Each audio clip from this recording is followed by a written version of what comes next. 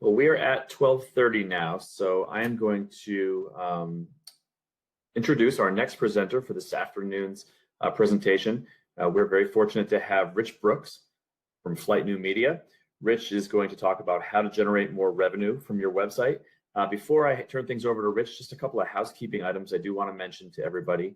If you're new to this presentation, if you didn't join us this morning, there's a couple of ways that you can interact.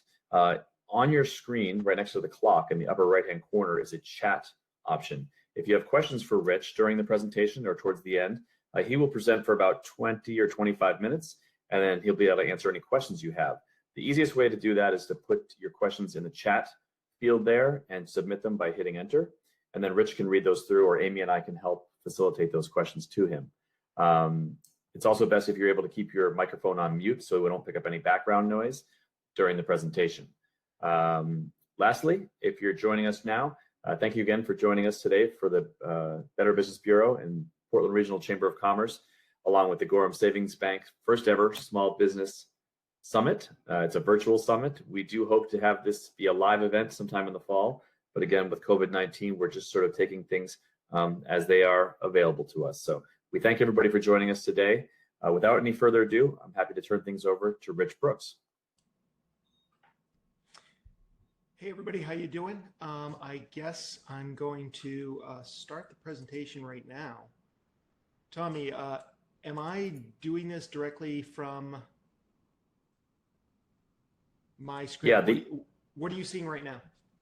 Yeah.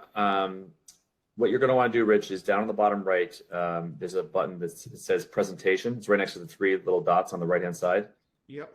If you click on that, it'll allow you to share your presentation.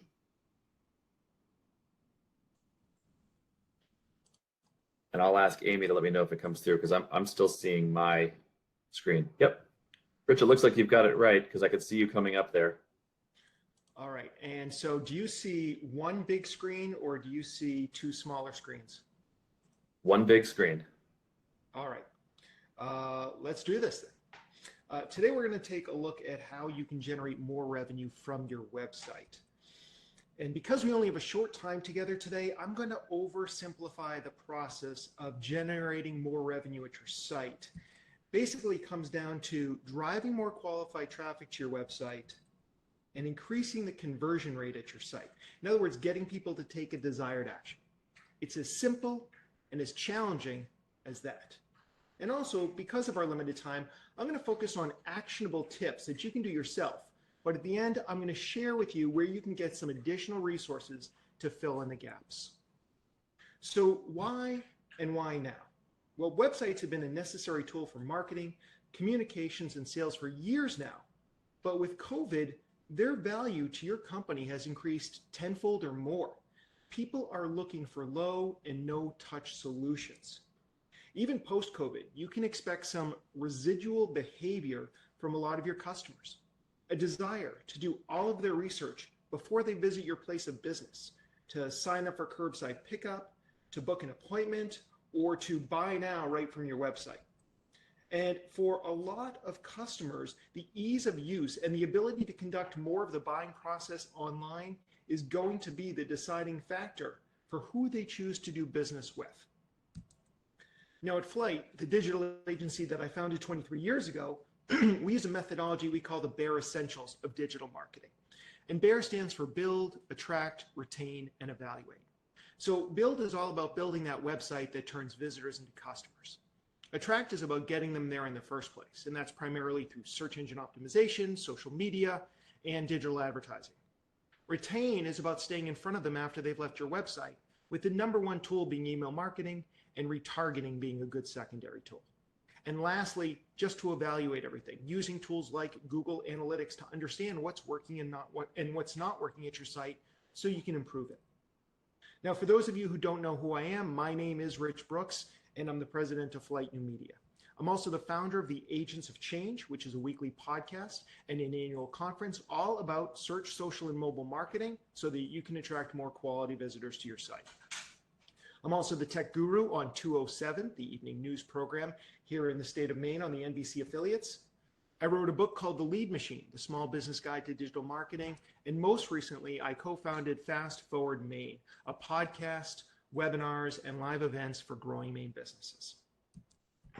So as I mentioned, there's really two parts to generating more revenue at your website. And the first part is about getting that qualified traffic to visit you. And for me, so much of that comes down to getting found at the search engines. Now, why do I think this is so important? Because when do you Google things? When you have a need, when you have a pain point. Now, whether people are searching for lower back pain, beginner stretches, or chiropractor near me, they're showing that they have a need. And if you are a chiropractor near them, well, you need to be one of the top results. So how do you get there? The first thing you're going to want to do is uncover what your ideal customers are searching for at Google. Now at Flight, we have a lot of powerful, expensive agency level tools. But if you're going to do this on your own, you might want to start with Ubersuggest at ubersuggest.com. It's a good free solution. And what you want to do is pop your keywords that you think people are searching for into Ubersuggest. Here I've got one queued up for back pain and another one for chiropractor near me. And you can see from this results that we get the search volume, how many people are searching in a given month on this phrase, how the SEO difficulty, how difficult it's going to be to rank for this on a scale of 1 to 100, how difficult it will be to show up in the paid results, and then what the cost per click would be is if we do decide to do paid search here. Also, a couple of other interesting things you might note here is that the mobile volume for both of these two search terms is higher than the desktop volume. Also, in both of these situations, more than half the people who did the search didn't actually even end up clicking on anything. And maybe not surprisingly, nobody under 18 is looking for any of these topics. Good on you, people under 18. Also, further down the page, this is, I think, really where you want to focus on, Ubersuggest will generate keyword ideas, similar phrases that you might want to consider for your website. So we see those in the left-hand column, and then we can also see the volume, and in the right-hand column, how difficult it would be to rank for these phrases. So what I recommend you do is you take the best phrases and you put them into a spreadsheet for later use. And what the best terms are making sure that you actually offer a solution to that problem or that the solution is listed, if there's a decent amount of monthly search volume, and also, is this a phrase that you think that you can rank for based on the difficulty? Now, let's do a little competitive research while we're here. Put those keywords that you found into Google. What do you see? Do you see an ad at the top of the page? Check. Then you're going to need to invest in paid search because Google believes there's commercial intent for this query. Do you see a local pack? Check. Then you're going to need to invest time in local SEO because Google believes there's local intent for this query. Now, below that, we get into the organic results. But before we dig in there, I just want to mention that there can be more elements to a search results page than just local, organic, and paid results. Depending on your search and Google's mood, your search results might include images, video, featured snippets where the website is actually shown as part of the search results page. People also ask, and a whole lot more. So make note of these because you need to understand the playing field if you're going to compete. Knowing what type of results Google wants to show can dictate your SEO and the type of content that you need to create. So let's get back to the competitive research and the organic results. Now, who's here? Take a look at the competition that you need to unseat. Now we can ignore Yelp, we can ignore Facebook, but we're still left with a number of local chiropractors that we need to compete with. So what we're going to do is we're going to click through, we're going to take a look at their websites, get a better understanding of what they're trying to rank well for. But here's a pro tip.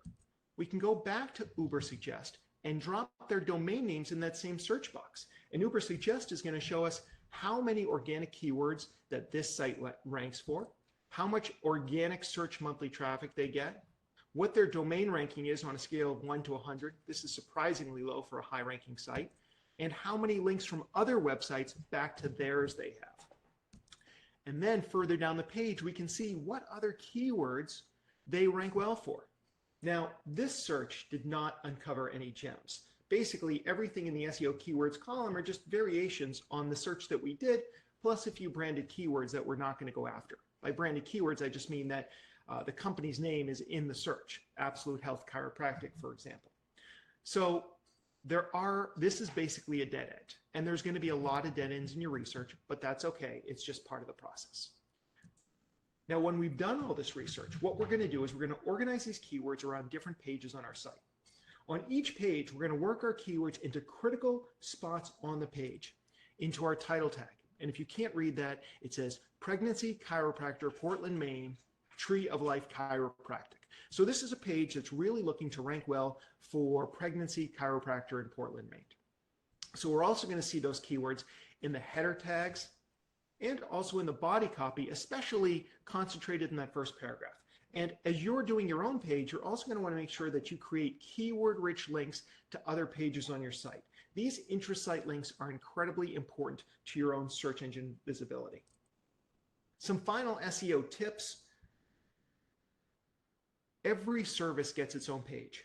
If you offer it, it gets its own page. So don't take 5 services and put them all on the same page. Every single service needs its own page for search engine optimization. Every audience gets a page. So if you're a chiropractor offering services to athletes, pregnant women, and seniors, each one of those audiences gets its own page filled with great content and keyword-rich links to your specific services. And get incoming links from other websites to yours. It's a longer-term play. It takes time to develop. We don't have time to go into that today, but this is a critical piece of the puzzle. Some other thoughts before we get to your website about driving traffic to your website. If you have a physical location or service industry, you're going to need to focus on local SEO to drive traffic from locals and tourists. If you're seeing those search results, the paid search, the sponsored search results at the top of the page, you're going to need to invest in paid search. That gets you in front of people who are ready to make a buying decision. And I'd also recommend taking a look at paid social for targeting specific demographics and retargeting people who visited your web page but didn't make a buying decision. Now, the second half of the equation is about improving conversions at your website. So what do I mean by improving conversions? It's about getting people to take a desired action at your website. Desired actions might include getting them to sign up for your email newsletter, getting them to fill out your contact form, giving you a call, booking a time in your online calendar, clicking a buy now button if you've got e-commerce, and signing up for your email newsletter. Yes, I said it twice. That's how important it is. Every small business would benefit from having a robust email newsletter and focusing on building that list. The next thing that you need to do once people arrive at your site is to build trust. You know, that whole know, like, and trust thing. So trust in the real world takes time, days, weeks, years even. However, the attention span of the people visiting your homepage is about that of a tsetse fly. So we need to have some trust hacks, if you will. One of these trust hacks that we can tap into is authority. Now, even in this day and age, people still pay attention to authority. I know it may not feel like that, but it's true. For example, we're at a webinar right now, but let's imagine that we were all in the same room and I was presenting. And this gentleman here steps into the room and says, "We've got a fire in the basement. I need everybody out." No one would ask to check for credentials. Nobody would wait for a second opinion. They'd all stand up and walk out of my presentation. And that's totally fine because we do put weight in authority. So how does this help you on your website? Well, think about the badges that you can put on your own website. This is from a professional speaker, Jay Baer, and you can see all the places he's spoken before, and this lends authority to him. It immediately builds trust with the site visitor. For your business, maybe it's a Better Business Bureau sticker, or the Chamber sticker, or a certification that's important in your industry. Another way to build trust quickly is through social proof. I use this photograph because if you've ever been on a street corner with your friends and you get a bunch of people looking up at the same time, almost everybody who passes by is going to look up in the sky too. And we do this because we're social creatures and we look to others for cues on what our behavior should be. So how do you leverage this on your website to generate more interest and generate more revenue? Testimonials is probably the best way. And this is an okay testimonial, says nice things about the company in question, but I might recommend in this day and age to use photos and videos of your clients and customers on your site, obviously with their permission. And in the recent iteration of our own website that we just launched, you can see that we're making our clients first and foremost on the page with big pictures that tell their story and show that we're working with real people. No one out there is going to come to this page and doubt that Mike Foti actually exists or that he doesn't like working with us. So consider using this level of social proof on your own website to increase conversions. And lastly, not lastly in all the things you can do, but lastly in terms of building trust for today's presentation is appearance. And there's a famous PR expert named Michael Levine who coined the phrase the Tiffany box theory, which simply states anything delivered in a Tiffany box has a higher perceived value than something from a plain paper box or no box whatsoever. So you have to ask yourself, do you have a Tiffany box of a website? Now, if you own a Greasy Spoon diner, for example, I'm not suggesting that you put on photos of white linen tables, right? That's just a lie, a complete disconnect. I'm just saying, I'm sure there are things you can do with the copy and the photos on the page that keep people really hungry for a heaping plate of eggs and bacon. So you really want to put yourself in the best possible position and really invest in the visual aspect of your website. Now, appearance is like beauty. It's in the eye of the beholder. So this is a website, while I was doing some research for a client into senior living, that I came upon and I really liked. Maybe you don't like it, but when I look at this, especially compared to the competition, this is a beautiful building and it looks like a high-end condos or apartment buildings or even hotel. Very nice. So immediately there's some trust built up. This looks like a high-level organization. The other thing I really like about this page is immediately when I get there, they're helping me get to the place I want to go. Let us guide you. Are you here for yourself, a loved one, a new career? We talked about audiences a little while ago. Here are 3 audiences that they're going after, and each one is going to get their own page because American House would have a different conversation with each audience member. That's what I'm talking about when I say every audience deserves its own page. Beyond building trust, you want to reduce friction on your website. Friction is anything that gets in the way of the sale or anything that people might do on the way to the sale. So a few things that you might want to consider. One is page speed. And people just don't have a lot of time or attention or patience for slow loading pages. And so if you're concerned that maybe your pages are loading too slow, one free tool you can use is GT Metrics, and that's metrics with an IX at the end, .com. And when you go there, you plug in your page speed and it will tell you what you're doing well in and what you're doing poor in. And it will even tell you what you can do to make some changes. Now, some of these changes you might need a developer for, but at least you can talk to your developer intelligently and say, these are the things we need to do so we can increase the page speed, so people will stick around longer, so people will buy more from us, so I can continue to pay you. Web developers are very responsive to that. Another thing that's friction is too many options on the page.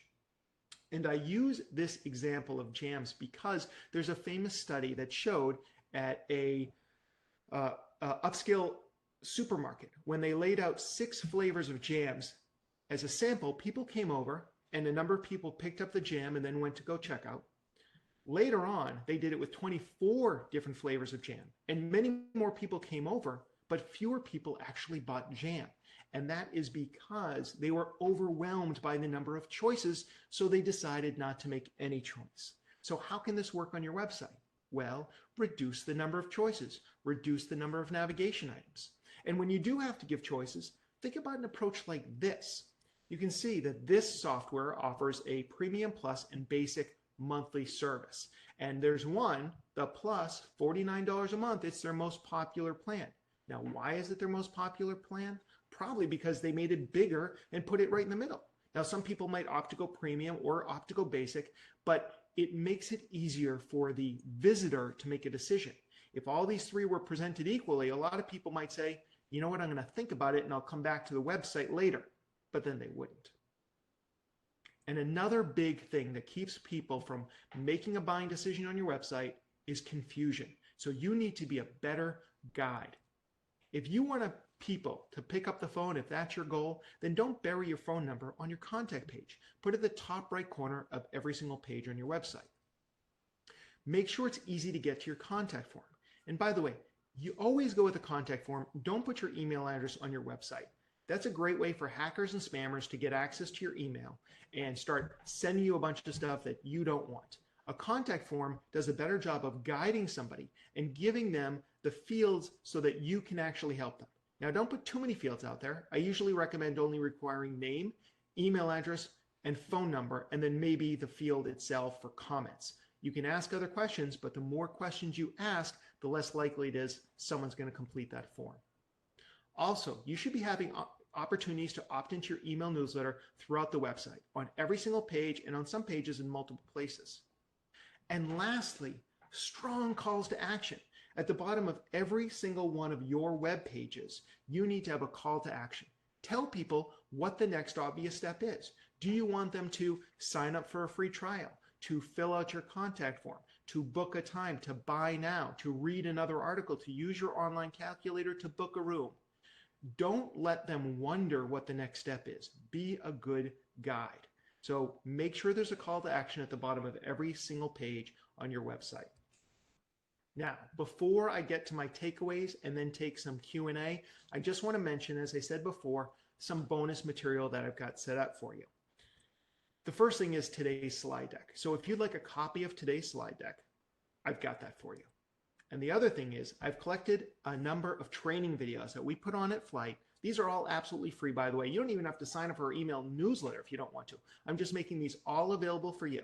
And we've got training videos on a special page all about search engine optimization, a lot more information and detail than we got into today, about email marketing, how to build your list, how to get your emails delivered, and how to get people to take action on your list, analytics, how to set up your Google Analytics and how to measure how people are using your website so you can make continual improvements, and a whole lot more. All this information totally free, and all you need to do is go to takeflight.com/SBS for a small business summit. You can get them right now. You can get them through the end of July. So as long as you get to them before the end of July, they're all going to be there for you. And on the final slide, I'll have that URL there again, takeflight.com/SBS. So the takeaways for today, what I want you to be able to do so you can start generating more revenue at your website right away is first focus on your search engine optimization. Like I said, it's not the only way to drive traffic to your website, but for most small businesses, it's going to be the #1 way of driving quality traffic for people who are ready to make a buying decision. And that comes down to doing your keyword research, doing your competitive analysis, and then creating the keyword-rich content throughout your website. And the second thing is, once we get them there, is to improve the conversions. And the steps you want to take are to use those techniques I mentioned to build trust with your audience, to reduce the friction so that they're more likely to buy, nothing gets in their way, and have strong calls to action throughout your website. And when you do those steps, you are going to see an increase in conversions and an increase in the revenue, both direct and indirect, that you can generate from your website. All right, that's the presentation for today.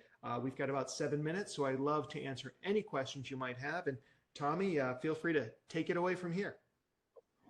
Rich, thank you very much for a great presentation. As always, we come to expect a lot of Rich and the folks at Flight. They do a wonderful job in the community on topics just like this. So I would urge all of you to take him up on his offer to utilize some of the materials and resources that he made available. Rich, if you go up into the chat box there, you can see some of the questions. I know there's a couple that were in there. I'll pose the first one to you. Is it possible to have too many quote unquote stickers or testimonials on your website? Can a business come across as too credentialed? I don't think you can. It's a funny question. I've never been asked that before. I don't think you can be too credentialed, but there does come a point where maybe it feels overwhelming. Just like I said, if you give people too many choices, anything that feels overwhelming might not be valuable and might just be distracting. So a couple things that I might mention to keep the distraction level low. You'll notice actually in the examples that I showed you with Jay Baer, everything was grayscale. So it wasn't like anything popped or took away from the design of the website. It just listed all those brands, many of which are known by a great majority of the population. The other thing is that you should consider having maybe prioritizing these. And so if you have 100 different credentials, yeah, maybe there's a featured credentials, 5, 10, whatever it would be, that are really going to show people. And then if you want to, you could have a link that would say for a full list of our credentials, and then you could have a page maybe under the About Us. So that's what I would say. And the one other thing I just want to point out is you don't want to link over to these credentialing organizations, as much as I'm sure the Chamber and the BBB would like links back to their website. That's not your job. You just want to show that you are a member of these organizations, but your job is not to drive traffic over to them. So just have the badge, not the link. Excellent, Rich. And I'll encourage everybody before I get to the next question. If we have about 50 people on this session right now. If you do have any questions, or you do want to give a question to Rich, just go ahead and put it in that chat column there, and we'll do our best to answer that if we have time. Rich, the next question was really a follow-up to that last question. What's your view on video testimonials? I think they're fantastic if you can get them. I don't expect that people are necessarily going to watch them, but just the idea that you have them there is fantastic. Our clients, although most of them are in Maine and New England, not all of them are, so we decided to not wait and just do the photo ones, but it is in our long-term plans to develop video content, because I think that just adds yet another level of authenticity to the, so you're making sure that that picture of Mike Foti isn't just stock photography that I picked up, that actually, at least I hired an actor to pretend he was Mike Foti. So yeah, video testimonials are definitely great. But I'd also have the words underneath, so people who don't want to watch a video, maybe they're at work, they can't watch a video right then, at least they can see what they say about you. Hey, you picked a good-looking guy, whether he's an actor or not. Nice job. Pass it on to Mike. Hey, one other question just came through on contact forms. Are the CAPTCHA type verifications and an unnecessary friction point? Those are those I'm not a robot. Yeah, I'm not a big fan of CAPTCHA type verifications. I find them to be frustrating, and there's nothing like clicking on a bunch of highway signs and being like, I think I've got them all, only to be told that no, you missed one and you have to start over again. There are some great tools out there. If you're on WordPress, I strongly recommend the plugin Gravity Forms. That's what we use at Flight for us and for all of our clients. And I find that they have a really good just system for keeping contact form spam away from you. Doesn't mean you're not going to get it, but it reduces it to a manageable level. So I'm not a fan of CAPTCHAs. If you find yourself needing CAPTCHAs, yeah, add it in. I'd start with the just check this box if you're human thing. That's usually the simplest CAPTCHA, and I've seen that, and that's not irritating. But the more challenging you make the CAPTCHA, the more likely it is someone's going to be just throw up their hands and leave.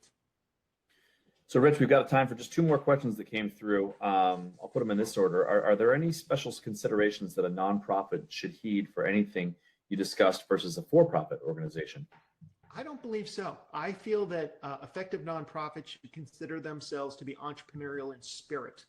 And you should definitely look to, I use some phrases that maybe you would choose different phrases, like maybe it's not about generating revenue, maybe it's about getting more members, or maybe it's about getting more volunteers, or maybe it's about getting people to believe in your cause. But all the tactics and the strategies we discussed today, they're all completely relevant for nonprofits. And I understand that nonprofits is a very big spectrum and there are different types of nonprofits. But no, everything we discussed today is about persuading people to take action. Excellent. And then the last question, while we have a second, are there any special, nobody seems to read long form anymore. What's your guidance on text density on websites or newsletters? All right, I'm going to disagree. And there are plenty of people out there who do read long form content or consume long form content. And search engines are part of that. In fact, there's a lot of correlation, not causation, between long form content and ranking really well at the search engines. What you should consider doing is breaking up your long form content with a lot of white space and a lot of headers and subheads so that it's easier to scan so people can find the information they want. As far as email newsletters go, I know people don't think that they read long form emails, but my dad writes a monthly email newsletter that printed up can be anywhere from 8 to 20 pages, and people devour it. So it really depends on what the content is and who your audience is. But I like to give different lengths of solutions for different types of audiences, and that would probably be my approach for you. Excellent. Well, thank you, Rich, so much. Always have a lot of information that we're able to fit in just a short amount of time. So again, I would take you up on Rich's offer. If you have further questions, take advantage of that link. All of this content Rich will provide to us, we will make available in our post-event email. That will include the video of Rich's presentation as well as the deck that he presented